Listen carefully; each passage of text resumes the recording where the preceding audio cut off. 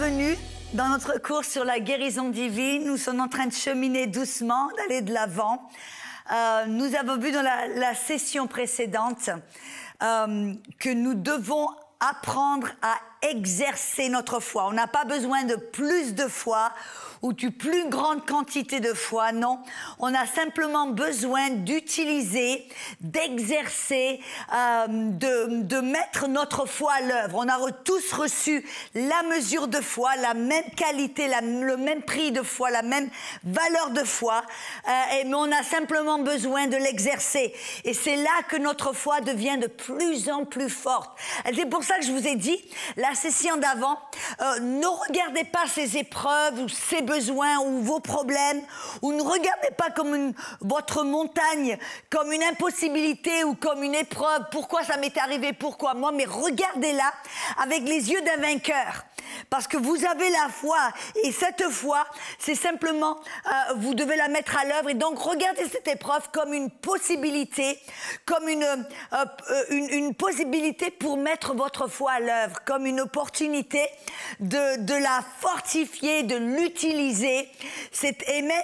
Et quand vous commencez à utiliser votre foi, à la mettre à l'œuvre, à mettre de la pression sur cette foi, qu'est-ce qui va se passer?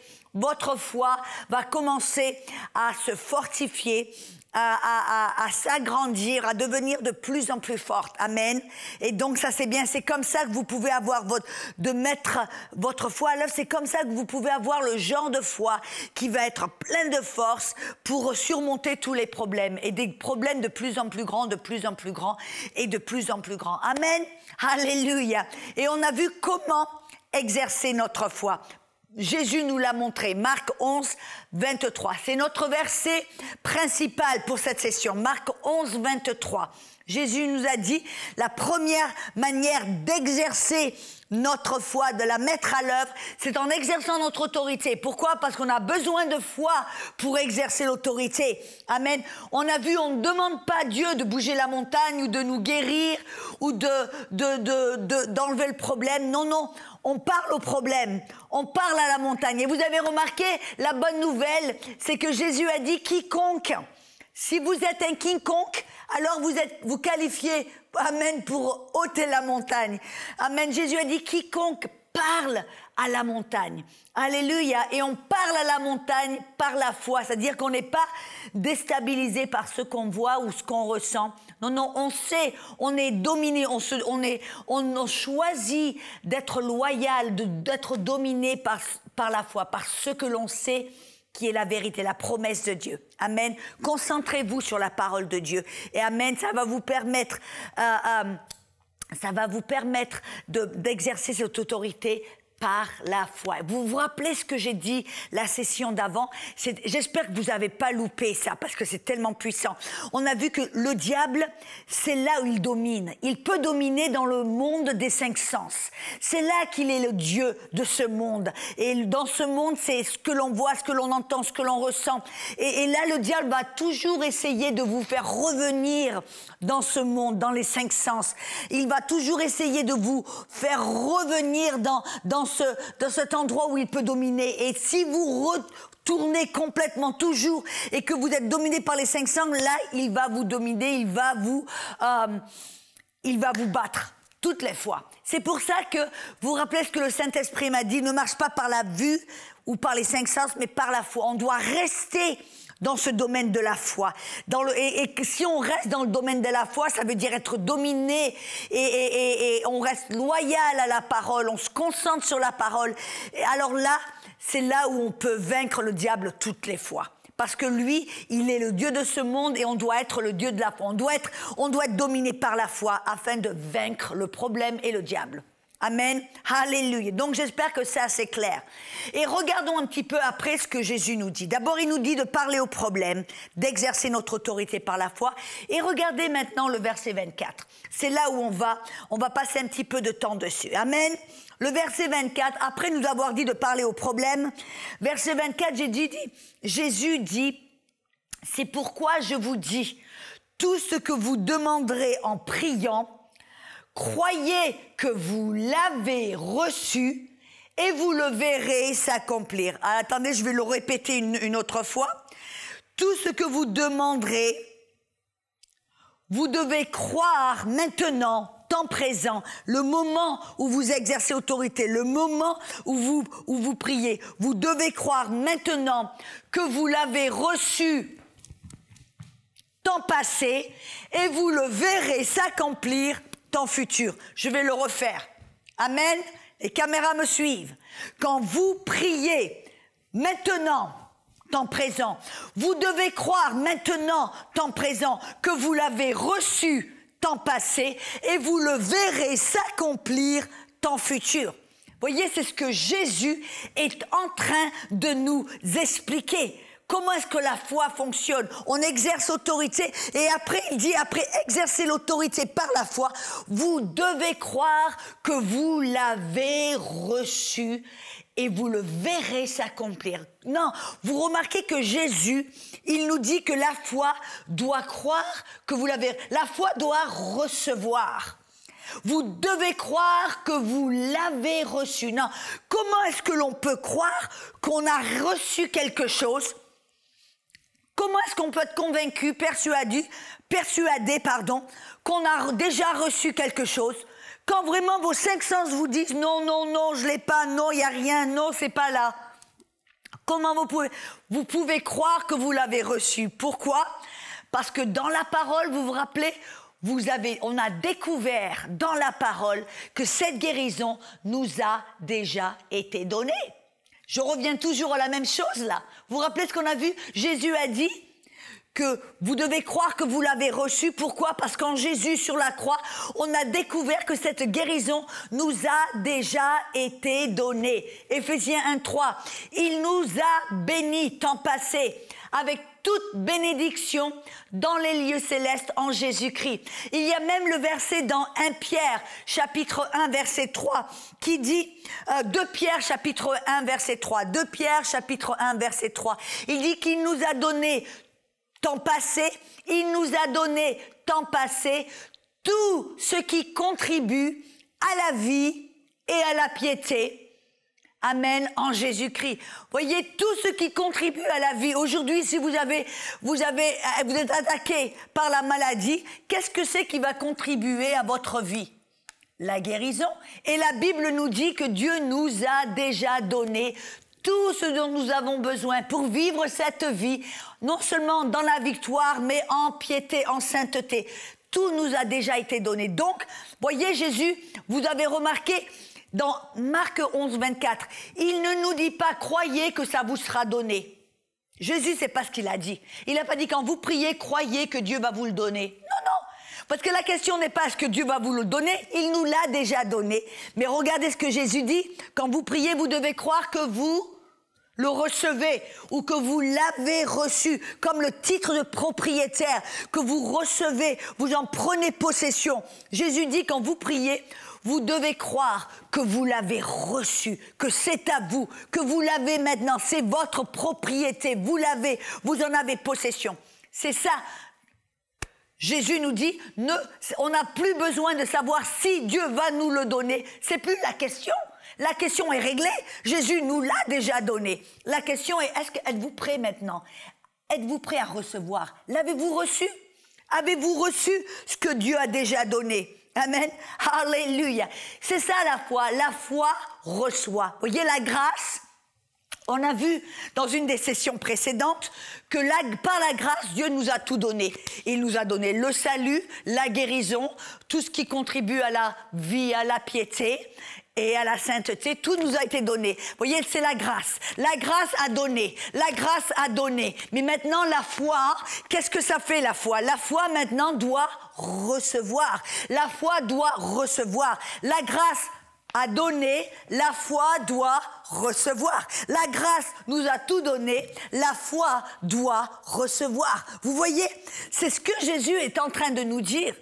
Il ne nous demande pas de croire que Dieu va nous le donner. Non, il nous demande maintenant de croire. Ça, c'est le point décisif. C'est la clé qui va ouvrir. C'est la clé qui ouvre la guérison. C'est la clé de la foi qui va vous permettre de prendre possession, c'est de croire que vous l'avez reçu. Vous vous rappelez, c'est comme, j'aime bien dans la version amplifiée, quand la version amplifiée qui parle de la foi, il dit, la foi c'est la conviction des choses que l'on espère, le titre de propriétaire des choses que l'on ne peut pas voir.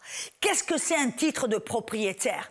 Si vous avez emprunté de l'argent à la banque pour acheter votre maison, le jour où la maison est payée, si par exemple il y a un bon bénéficiaire ou quelqu'un qui vous aime bien, qui décide de payer votre maison, il va à la banque, il va payer ce que vous devez à la banque, et la banque va vous appeler et vous dire « Venez chercher votre titre de propriétaire ». Ça veut dire que maintenant, la maison vous appartient, personne ne peut vous le prendre, c'est à vous.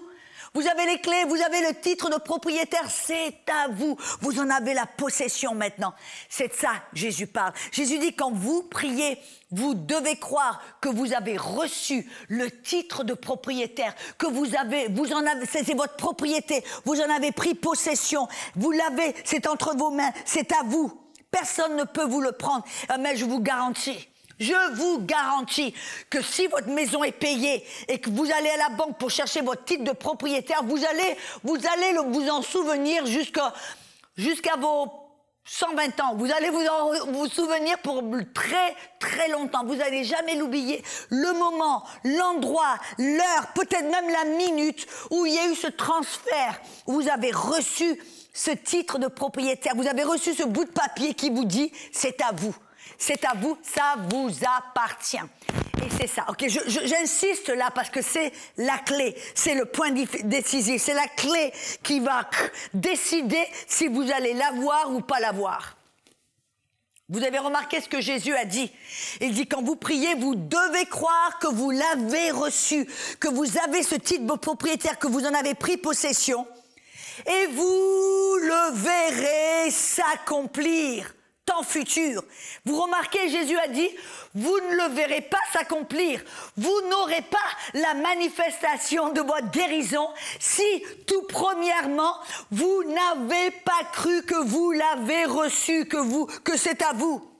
Voyez, c'est pour ça, si quelqu'un n'a pas la manifestation ou ne voit pas la guérison se manifester, je reviens toujours à ce point. En leur demandant, voyez, les gens peuvent croire que la guérison est la volonté de Dieu.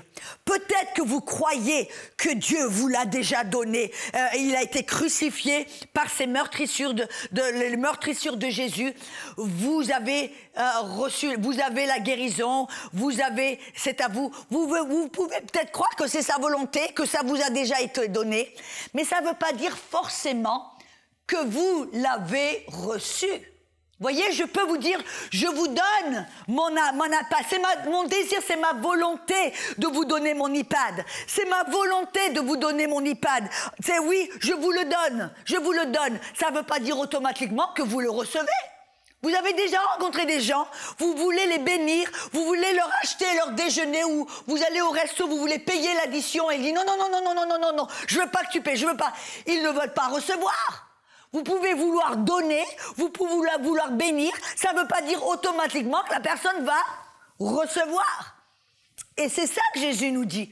Quand vous priez, non seulement vous devez croire que c'est sa volonté, non seulement vous devez croire que ça vous a déjà été donné, mais troisièmement, vous devez croire, vous devez le recevoir. Vous devez croire que vous l'avez reçu, que ça vous appartient, que c'est à vous. Vous l'avez, ça y est, vous l'avez dans la poche, vous l'avez dans le corps.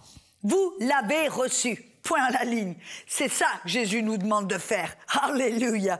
Amen. Mais la question, vous voyez, quand je prie pour les gens, je prie pour des milliers de personnes pour qu'ils reçoivent la guérison. Et c'est ça que je veux voir. Je regarde toujours et j'observe. Comme Jésus, vous vous rappelez, Jésus regardait et il pouvait voir si quelqu'un avait la foi.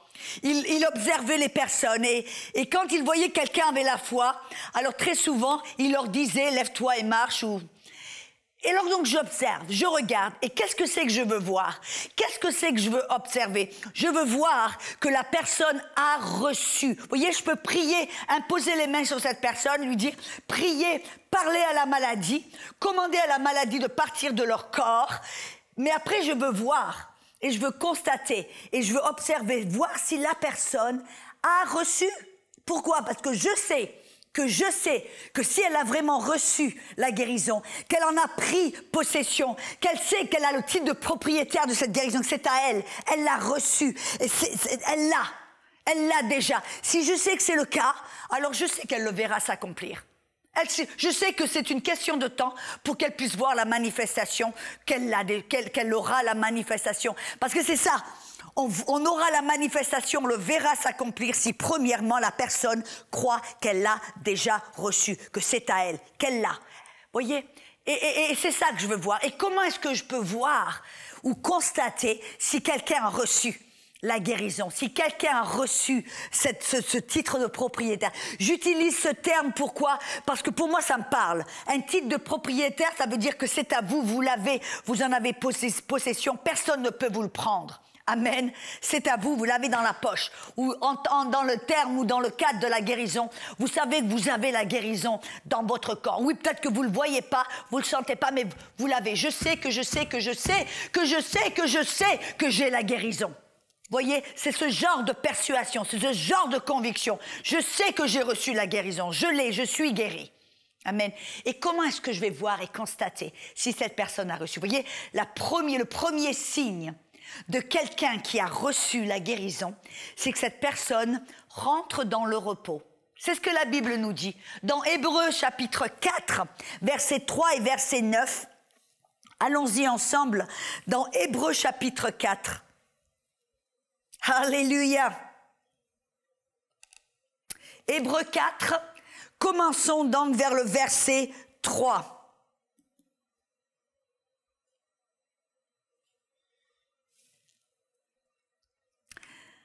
Pour nous qui avons cru, nous entrons dans le repos. Notre façon de le dire, pour nous qui avons la foi, pour nous qui croyons, qui avons cru, nous entrons dans le repos. Là, l'auteur du livre des Hébreux nous dit que si quelqu'un est dans la foi, il va être dans le repos.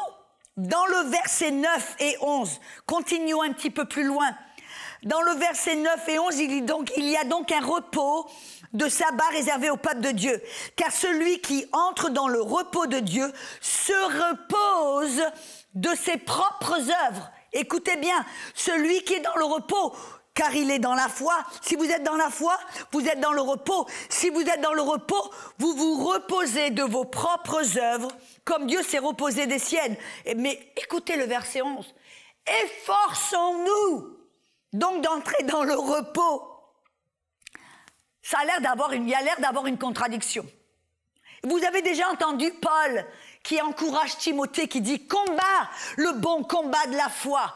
On a vu ici, l'auteur des livres des Hébreux nous dit que quand on est dans la foi, en d'autres mots, quand on croit qu'on a reçu, on est dans le repos. On se repose de nos propres œuvres. Mais un verset plus tard, il dit, mais non, efforce-toi. Efforcer, ça veut dire mettre de l'effort, faire quelque chose. Efforce-toi d'être dans le repos. Paul, il me dit à Timothée, combat le combat de la foi. Ah, moi, je dis, mais alors Paul, mettez-vous d'accord là. Qu'est-ce que je fais? Je me repose ou je m'efforce? Je me repose ou je me bats? C'est quoi qui est vrai là? On dirait qu'il y a une contradiction. Mais vous savez, en fin de compte, il n'y a pas de contradiction. Parce que notre effort, notre combat, ce n'est pas d'essayer de faire quelque chose pour obtenir la guérison. Notre combat, nos efforts, c'est pour rester dans le repos. Pourquoi? Parce qu'on sait que l'on a déjà la guérison et on n'a pas besoin de faire des efforts pour l'obtenir. J'espère que vous comprenez ce que je suis en train de dire. On s'efforce, vous voyez, Paul dit, ou l'auteur des Hébreux dit, celui qui est dans la foi se repose de ses propres efforts. Mais il s'efforce de rester dans cette position de repos. Il s'efforce de se reposer et d'arrêter d'essayer d'obtenir quelque chose parce qu'il sait qu'il l'a déjà. Une bonne illustration. Je crois que ça va illustrer bien. Ça va vous montrer de quoi je parle. Parce que peut-être certains d'entre vous, vous avez toujours un petit conflit là. entre le repos, parce que des fois les gens se disent mais comment est-ce que je sais si je suis dans le repos? Oui, je suis dans la foi, je dois être dans le repos. Comment est-ce que je sais si je me repose? Ça ressemble à quoi le repos? Comment est-ce que je sais on se sent comment dans le repos? Parce que les gens n'arrivent pas, de plus en plus, n'arrivent plus à se reposer. Ils ne savent pas qu'est-ce que ça veut dire de se reposer. Et très souvent, les gens ont l'impression que se reposer ou être dans le repos, ça veut dire on est passif, on ne fait plus rien. Alors je veux vous expliquer quelque chose et on va découvrir quelque chose de très important, quelque chose de clé.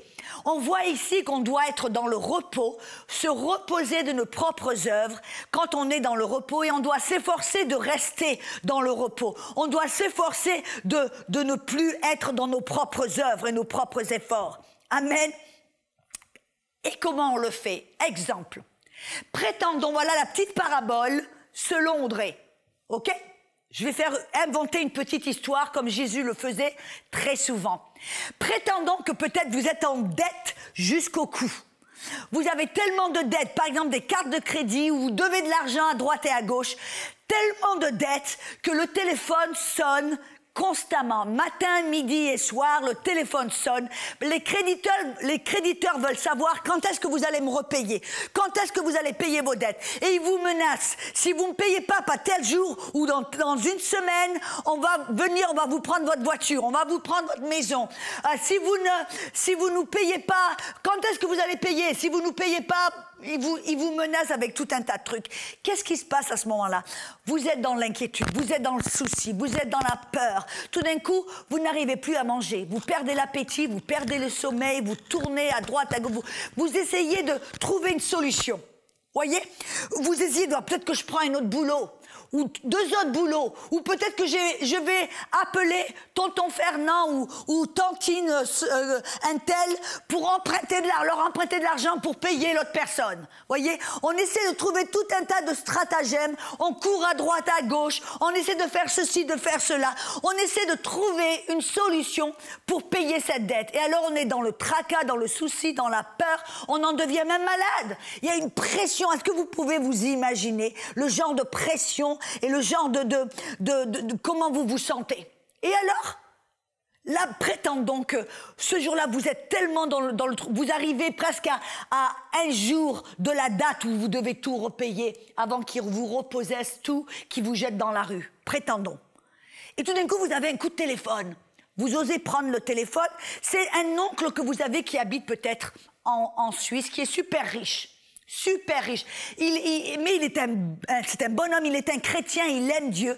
Et ce matin, il était en prière et Dieu lui a parlé, il lui a dit ton neveu ou ta nièce, je veux que tu l'aides, tu as besoin de l'aider. Alors il prend le téléphone, il vous appelle, il dit qu'est-ce qui se passe? On dit oh tonton, je suis désolé, je me suis mis dans la panade, j'ai des dettes jusqu'au cou, je dois tellement d'argent, je sais pas comment sortir, j'ai pris des mauvaises décisions, des mauvais choix et voilà, me voilà, je sais pas comment en sortir. Et alors, votre oncle vous dit, OK, de combien as-tu besoin? Combien est ta dette? Combien dois-tu repayer? Tu dis, j'ai honte de le dire, mais je dois 70 000 $. Un exemple, hein. Et il vous dit, OK, mais il a les moyens. Rendez-vous compte, il a les moyens et c'est un homme de sa part. Il dit, OK, est-ce que ça va t'aider si je t'envoie? Voyez, je me demandais qu'est-ce que j'allais t'acheter pour ton anniversaire, pour Noël et pour...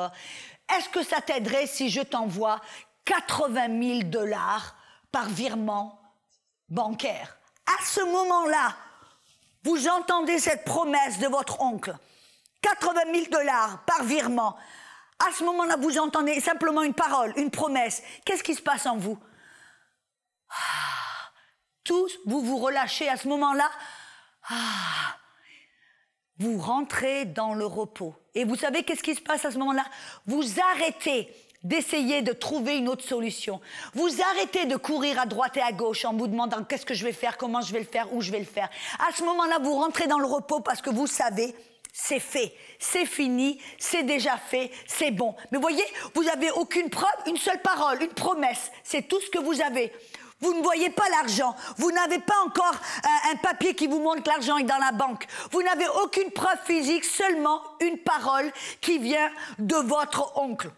Et vous croyez à sa parole. Et à ce moment-là, parce que vous entendez, vous le croyez, vous avez reçu cet argent. Vous ne le voyez pas, vous ne l'avez pas dans votre possession, mais voyez dans votre cœur.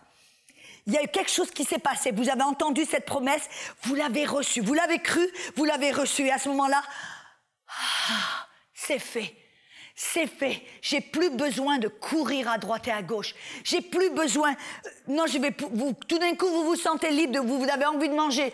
Maintenant, vous recouvrez le sommeil. Maintenant, vous êtes là. Ah, c'est fait, c'est terminé. Voyez?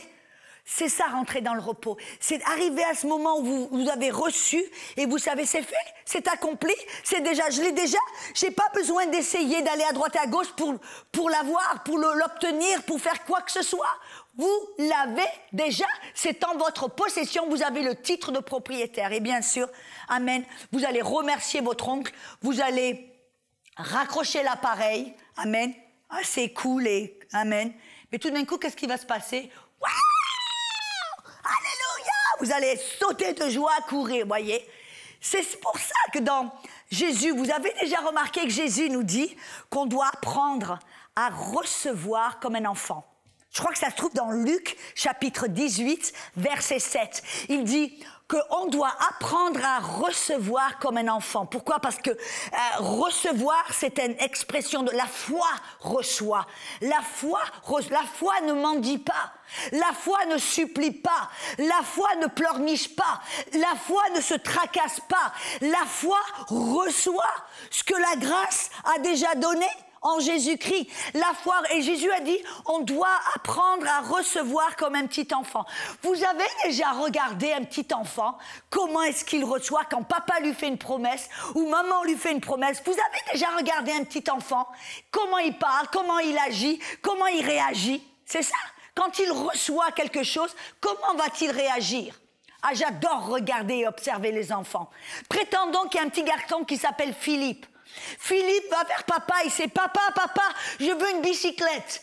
Oh, je voudrais tellement une bicyclette, s'il te plaît, est-ce que je peux avoir une bicyclette? Tu sais, je me suis bien conduit, papa, peut avoir une bicyclette, papa. Et le papa dit, écoute Philippe, je t'aime tellement, papa va t'acheter une bicyclette. Tu as une bicyclette, mon petit garçon. Mais tu vois, quand j'ai mon chèque, quand j'ai comment on appelle ça, je prends l'argent, je reçois l'argent de mon travail, quand j'ai mon salaire, alors, je vais avoir, ce mois-ci, je vais avoir un petit peu, j'ai reçu un bonus. Alors, papa, tu vois, je vais t'acheter une bicyclette, mon petit chéri. À ce moment-là, le petit Philippe, comment il réagit? Vous voyez, il entend la promesse de papa qui lui dit, tu as une bicyclette, je t'achète une bicyclette. Et comment le petit Philippe réagit? Papa, merci, papa. T'es le meilleur papa du monde. Et le petit Philippe, qu'est-ce qu'il fait? Il va sautillant. J'ai une bicyclette. Oh là là, il est fou, il est rempli de joie. Il est rempli, et il dit merci, papa. Rempli de joie. Et vous savez qu'est-ce qui se passe, le petit Philippe? Le petit Philippe rentre à la maison et il n'arrête pas d'y penser. Oh, il n'arrête pas d'y penser, il n'arrête pas d'en parler. Il va vers ses petits voisins, il frappe à la porte, tu sais quoi? Moi, j'ai une bicyclette. Et les petits garçons disent, mais elle est où ta bicyclette? Oh, ben moi, j'ai une bicyclette, attends un petit peu. J'ai une bicyclette. Et après, il va à l'école et oh, il est tellement excité, il est tellement content. Maîtresse. Alors la maîtresse, elle lui dit, écoute, Philippe, qu'est-ce qu'il y a, Philippe? Maîtresse, je voulais dire, j'ai une bicyclette. Ah, bien sûr, tous les autres petits enfants dans la classe vont dire, menteur, maîtresse, il est menteur, on l'a vu marcher à l'école, il n'a pas de bicyclette. Alors le petit Philippe, qu'est-ce qu'il va dire? Non, tu attends, tu vas voir, j'ai une bicyclette, attends un peu et tu vas voir ma bicyclette. Vous avez vu le petit Philippe? Il n'a pas la bicyclette dans sa main. Il ne peut pas pédaler encore, il ne peut pas en profiter, il n'a pas aucune preuve. Mais vous voyez, il a entendu la promesse de papa. Et en ce qui le concerne, il a reçu sa bicyclette. Et parce qu'il a reçu sa bicyclette, alors, oh, il y pense tout le temps, il en parle tout le temps. Après, il va à la maison, il fait, maman, tu vois le garage là, je vais tout nettoyer parce que c'est là que je vais mettre ma bicyclette. Vous voyez? Oh, il en pense. Il va au lit, il n'arrive pas à dormir parce il se voit sur la bicyclette. Il se voit, il s'imagine sur cette bicyclette, dans le voisinage, en train de pédaler, de faire coucou à ses petits copains et tout. Oh là là! Vous voyez, le petit Philippe, c'est ça dont je parle, parce qu'il a reçu, il a cru la promesse, il croit en la parole de papa. Il lui fait confiance, il sait que quand papa dit quelque chose, ouais, c'est bon. Alors papa a dit, tu as une bicyclette, le petit Philippe a reçu sa bicyclette, et maintenant, qu'est-ce qui se passe? Il réagit selon ce qu'il croit. Il dit, il y pense, il en rêve, il se voit sur sa bicyclette, il en parle tout le temps, il n'arrête pas, et tout d'un coup, il agit comme s'il avait une bicyclette. En ce qui le concerne, il a une bicyclette, alors il va nettoyer le garage pour mettre sa bicyclette, parce qu'il a une bicyclette. Amen. Est-ce que vous voyez un petit peu? Oh, alléluia! Le petit Philippe, il est comme un petit enfant, il reçoit, il entend la promesse et il reçoit sa bicyclette. Et c'est de ça que je parle, parce qu'il a reçu, il a cru, il croit qu'il a reçu sa bicyclette. Oh, de l'abondance de son cœur, sa bouche parle, son imagination commence à imaginer, à se voir avec la bicyclette. Il parle comme s'il avait une bicyclette. Il agit comme s'il avait une bicyclette. Amen. Vous voyez, il ne va pas à droite et à gauche en essayant d'obtenir une bicyclette. Il ne va pas chez maman en disant « Oh maman, si seulement je pouvais avoir une bicyclette, est-ce que tu pourrais me donner une bicyclette ?» Il n'a pas besoin d'aller voir maman pour essayer d'avoir une bicyclette. Pourquoi? Parce qu'il sait « Papa m'a donné une bicyclette ».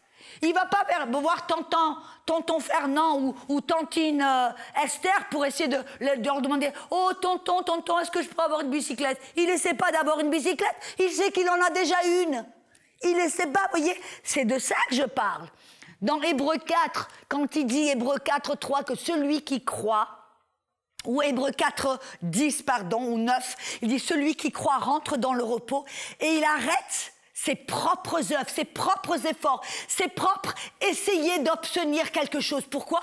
Parce qu'il sait qu'il l'a déjà. Dans le cadre de notre cours, qu'est-ce que ça veut dire pour nous? Ça veut dire que, à partir du moment quand vous avez prié, Marc 11, 23, que vous avez exercé votre autorité contre la maladie, que vous avez reçu cette guérison, que vous avez reçu cette bonne santé, cette guérison dans votre corps. Vous savez que vous l'avez reçu, que vous êtes guéri. À ce moment-là, vous arrêtez de courir à droite et à gauche. Vous arrêtez de demander à un tel ou à une autre personne de prier pour vous. Vous n'avez pas besoin de prier une autre prière, d'avoir les mains posées sur vous une fois de plus. Vous n'avez pas besoin d'aller à cette réunion pour voir l'évangéliste un tel. Vous n'avez pas besoin d'essayer d'obtenir cette guérison. Pourquoi? Vous savez, j'ai reçu ma guérison, je l'ai, c'est à moi.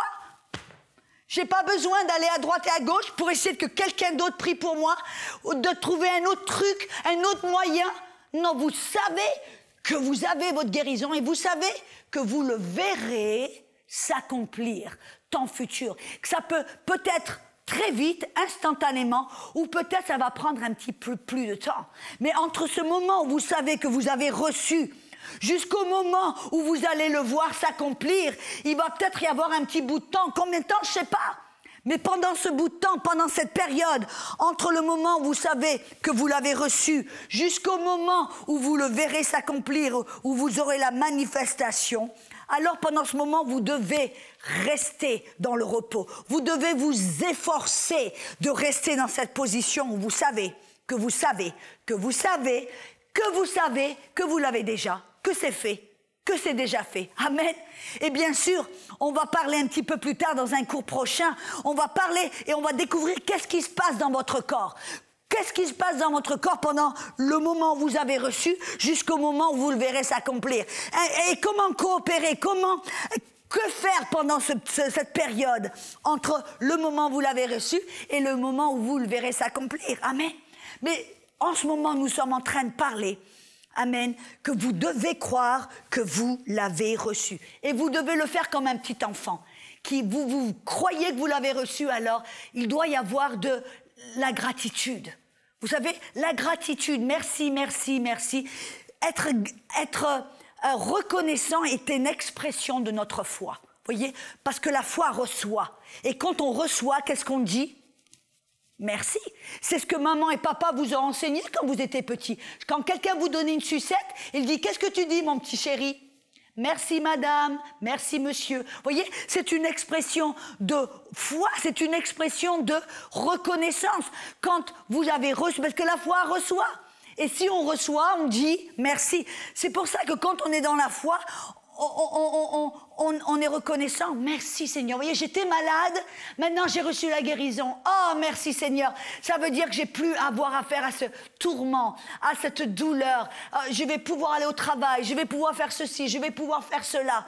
Vous êtes reconnaissant que votre situation change.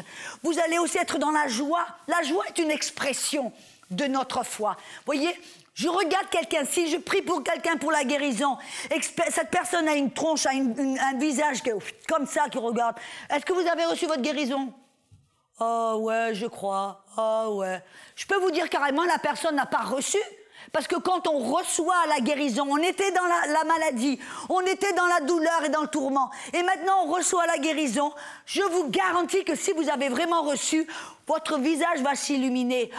Oh là là, vous voyez, vous êtes maintenant dans la reconnaissance, dans l'espoir, dans la joie, parce que, oh, ma situation a changé. À ce moment-là, le moment où j'ai reçu, ma situation a changé. Ouais, vous pouvez peut-être voir aucun résultat immédiat, peut-être qu'il n'y a rien qui a changé à l'extérieur, mais à l'intérieur, vous savez que vous avez reçu, et vous êtes reconnaissant, vous êtes joyeux. Amen, il y a de la joie. Et quand vous avez vraiment reçu, vous savez, vous commencez comme le petit Philippe, vous commencez à vous voir guéri. Et là, mes amis, c'est important. C'est une clé aussi. Parce que vous voyez, il y a des fois où on peut faire certaines choses, mais il y a des fois où la seule manière d'exprimer notre foi, amen, c'est de pouvoir utiliser notre imagination, de se voir guéri. C'est ce que je dis des fois à des personnes, quand elles ressentent, commencez à vous voir guéri. Parce que si vous regardez l'extérieur, votre corps, que vous considérez votre corps, que vous considérez les papiers du docteur, que vous considérez les symptômes, vous allez être déprimé. Mais quand vous commencez à considérer et à vous rendre compte que j'ai reçu la guérison, alors vous pouvez être là, alité sur votre lit, et vous commencez à vous voir, comme le petit Philippe qui se voyait sur sa bicyclette, vous commencez à vous voir guéri. Je me rappelle, j'étais en Suisse et on m'avait demandé de prier pour une jeune fille qui a eu un accident de voiture tellement grave que son crâne a été démoli. Il était complètement ouvert, son cerveau a été vraiment... il était affecté, voilà. Et ce qui fait qu'elle était alitée dans ce lit avec le crâne complètement ouvert, des bandages tout autour. Il l'avait opéré et son crâne était complètement démoli. Et alors, bien sûr, je lui ai expliqué ce que je vous ai expliqué. Je lui ai parlé de la foi, comment exercer sa foi, comment on a ensemble parlé à son corps, on a déclaré que son corps était guéri, on a commandé à son cerveau d'être guéri, on a commandé à toute douleur de partir, amen. Et après, je lui ai parlé, je lui ai dit maintenant, est-ce que tu dois recevoir cette guérison? Elle t'appartient, elle est à toi, elle t'a été donnée. Simplement, tends la main et prends cette guérison, elle t'appartient. Et je lui ai demandé, et il y avait son mari aussi, je lui ai dit, est-ce que vous avez reçu cette guérison? Et alors, elle a un peu fait un petit signe de la tête en disant, oui, j'ai reçu. Alors je lui dis, je savais qu'elle était là, allongée sur ce lit d'hôpital, elle ne pouvait pas se lever, elle ne pouvait pas parler, elle ne pouvait rien faire. Mais je lui dis, tu sais ce que tu peux faire? Commence à te voir guérie. Et je lui dis, qu'est-ce que c'est? Quelle est ta chose préférée? Qu'est-ce que c'est que tu aimes faire? Et alors son mari m'a parlé, il dit, oh, on aime marcher ensemble, main dans la main, marcher sur la plage. Ils habitaient près du lac Léman. Et alors je lui dis, ben, commence au lieu, tu vois, tu es sur ton lit d'hôpital. Surtout, ne te vois pas sur un lit d'hôpital.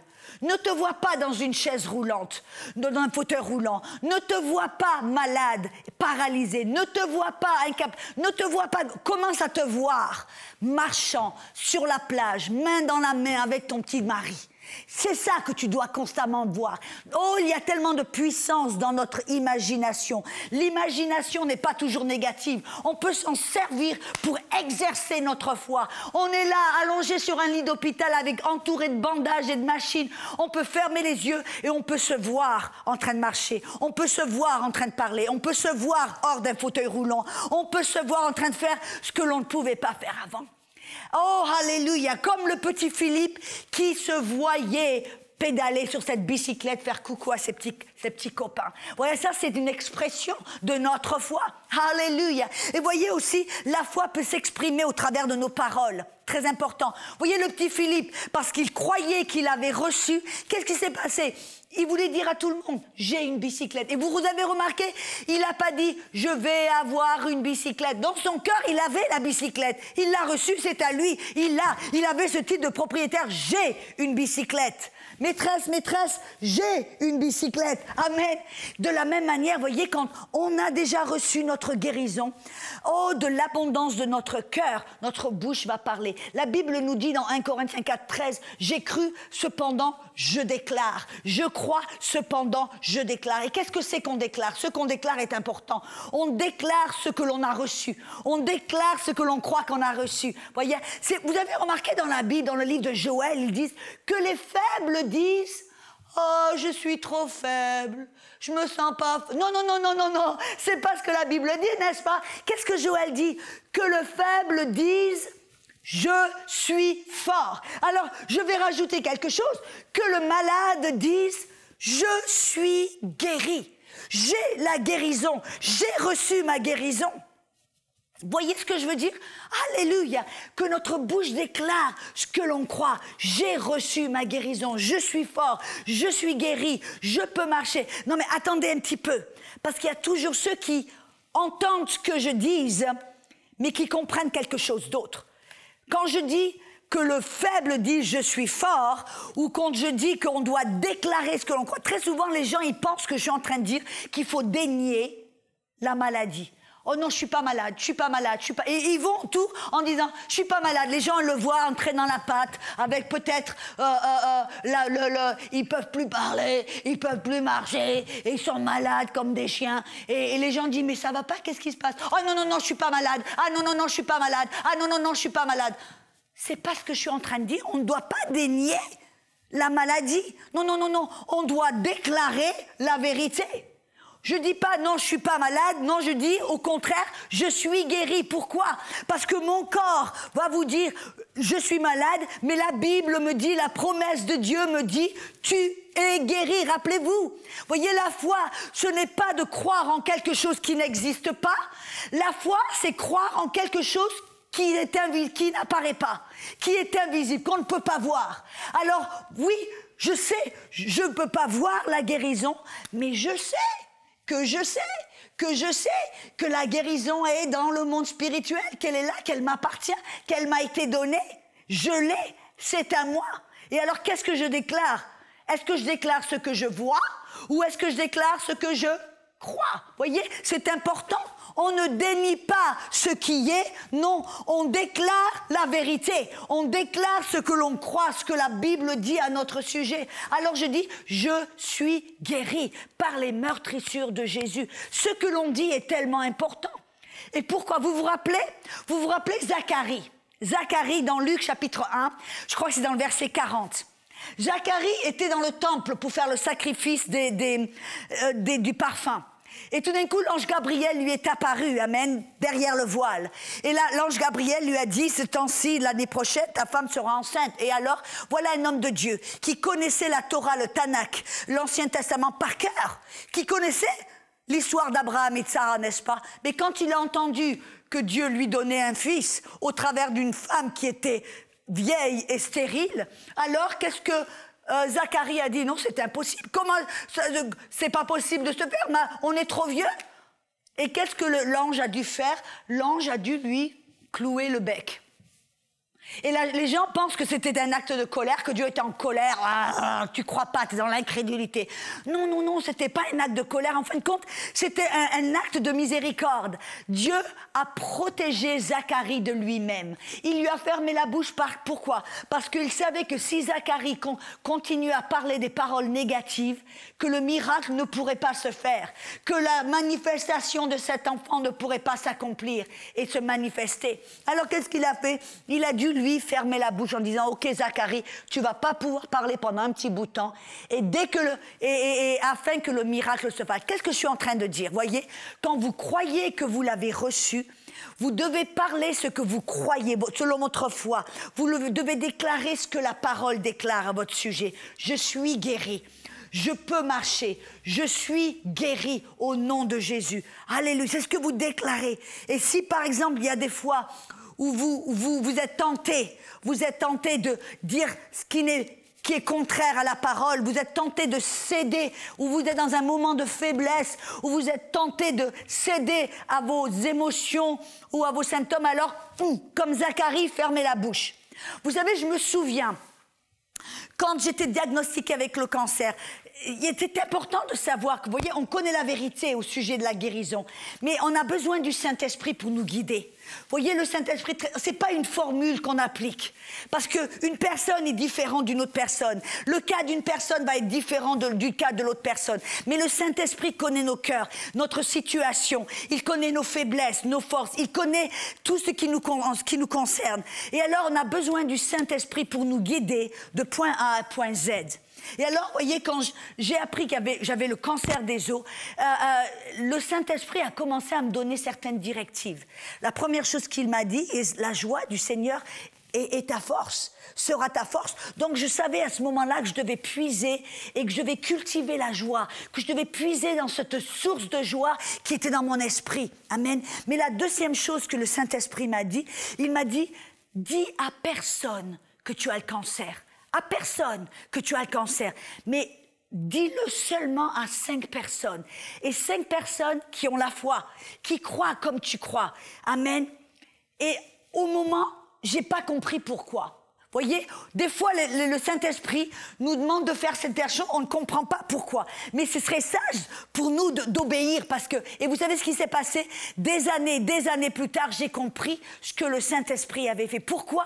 Il m'avait dit de ne dire à personne que j'avais le cancer. Parce que à partir du moment où j'ai appris que j'avais le cancer, jusqu'au moment, 9 mois plus tard, où le docteur, le spécialiste du cancer des os que j'avais été voir, m'a dit que j'avais plus de cancer. Il s'est passé à peu près 9 mois. 9 mois. Mais vous savez que pendant 9 mois, c'est long. 9 mois, c'est long quand vous avez du cancer dans votre corps. Vous voyez ce que je veux dire? Mais voyez, parce que personne ne savait que j'avais le cancer, je vais vous dire la vérité, il y a des jours où j'étais forte. Mais il y avait des jours où j'étais un petit peu plus vulnérable, un petit peu plus faible, où il y avait la douleur qui était un petit peu plus forte dans mon corps, où des fois je me sentais un petit peu plus découragée, où, vous voyez... Mais parce que personne ne savait que j'avais le cancer, personne ne m'a demandé comment je me sentais. Personne n'a pleurniché à mon sujet. Personne ne m'a commencé à parler certaines paroles, que ce soit négatives ou positives ou quoi que ce soit. Personne. Donc je n'étais pas tentée. En fin de compte, le Saint-Esprit m'a protégée de moi-même. Parce que les jours où j'étais forte, j'aurais pu dire « Ah oui, je suis guérie. Oui, tout va bien. Je suis bénie, guérie. » Mais les jours où je me sentais pas trop bien et vulnérable, j'aurais pu être tentée de dire « Oh, je me demande quand est-ce que ça va se passer, quand est-ce que de douleur elle va partir. Oh là là, je me sens pas bien. » J'aurais pu céder à cette tentation. Mais vous voyez, la bonne chose, c'est que personne ne le savait. Personne m'a demandé comment je me sentais. Et j'ai pas été tentée de dire que je me sentais pas bien, que j'étais malade, que je savais pas quand est-ce que j'allais être guérie, ou que peut-être que ça marchait pas. Vous voyez ce que je veux dire? Et donc non, ceci dit, je ne suis pas en train de vous dire, je ne vais pas en faire une loi. Voyez, quand le Seigneur me parle et me donne une direction ou me dit de faire quelque chose, je ne vais pas autour en disant voilà, c'est ce qu'il faut que tu fasses. Tout le monde, personne, si tu as le cancer, dis à personne que tu l'as. Non, c'est pas ce que je suis en train de dire. Voyez, ma solution n'est peut-être pas votre solution. Mais vous devez écouter le Saint-Esprit, c'est important. Lui, il va vous donner les pas, les différents pas et les différentes choses à faire ou ne pas faire. Écoutez, demandez au Saint-Esprit, il est là pour vous aider, pour vous guider, pour vous enseigner, n'est-ce pas? Mais une vérité que j'ai appris là, c'est que le plus de personnes connaissent votre sort, le plus c'est possible que les personnes parlent négativement ou parlent de leur incrédulité à votre sujet. Et c'est pas toujours bon. Voyez, avoir une chaîne de prière avec 1000 personnes qui prient pour vous, les gens ont l'impression que le plus de personnes qui prient pour vous, le mieux ce sera. Pas automatiquement. Vous voyez, je préfère 5 personnes qui vont déclarer la guérison, qui vont célébrer Dieu, remercier Dieu pour ma guérison, que 1000 personnes qui vont prier, supplier, pleurnicher et qui vont dire « Ah, Audrey va mourir, oh Dieu, guéris-la avant qu'elle meure ». Vous voyez, je préfère avoir 5 personnes qui vont se réjouir et remercier Dieu pour ma guérison que 1000 personnes qui vont pleurnicher et demander et supplier à Dieu de me guérir. Vous voyez ce que je veux dire? Donc, ceci dit, je ne suis pas en train de dire qu'il faut dire à personne si vous avez de la maladie. Des fois, on a besoin d'aide. Des fois, on a besoin que quelqu'un donne. Mais soyez sages.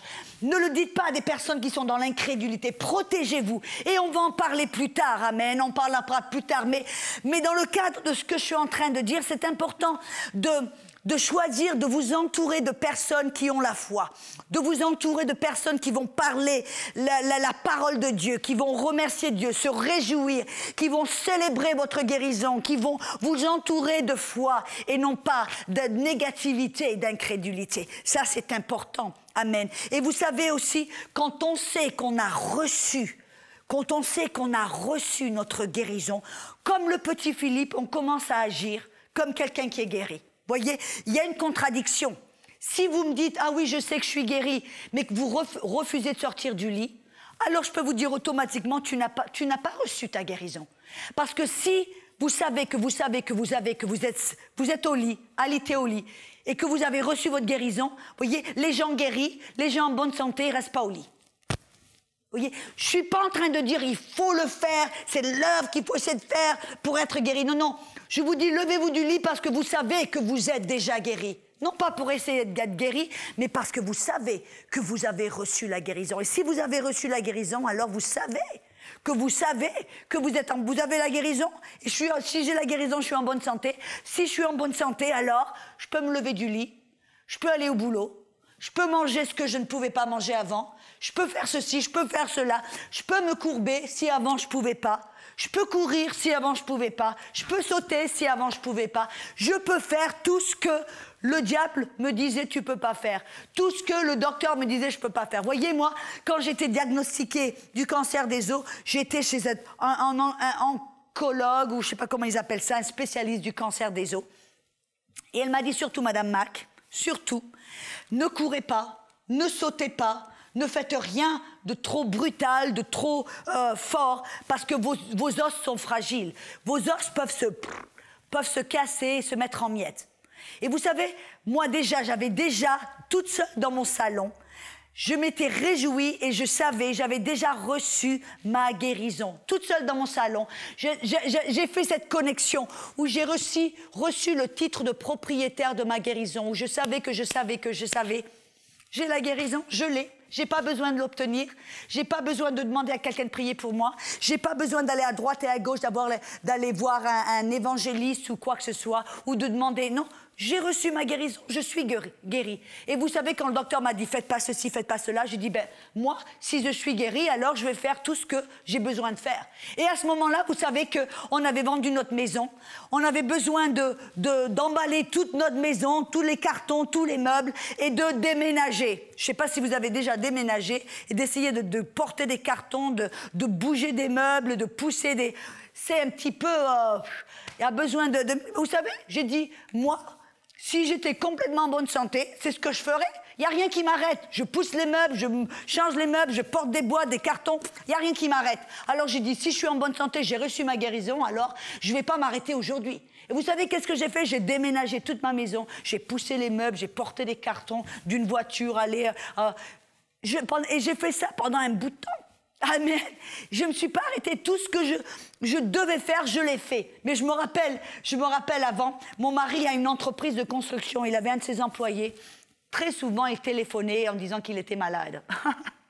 Mais ce monsieur était un chrétien. Il aimait Jésus, il aime Jésus, c'était une bonne personne. Mais ce matin-là, il nous appelle en disant « Je me sens pas bien, je suis malade. » Alors mon mari, merci Jésus pour lui, il me donne le téléphone. Il me dit « Audrey, parle-lui. » Alors il me donne le téléphone. Alors je lui parle, j'écoute. Je dis « Qu'est-ce qui se passe ?» Il me dit « Je me sens pas bien, je peux pas venir travailler, ça va pas bien. » Alors je commence, il était chrétien, donc j'ai commencé à partager la parole, à lui expliquer comment que la guérison était déjà donnée, qu'il devait la recevoir. Et après je lui dis « Ok, t'as reçu ta guérison. » Il me dit « Ah ouais, je suis guéri, ouais. » Alors je dis « Alors, qu'est-ce que tu vas faire ?» Silence à l'autre bout. Il me dit pas un mot.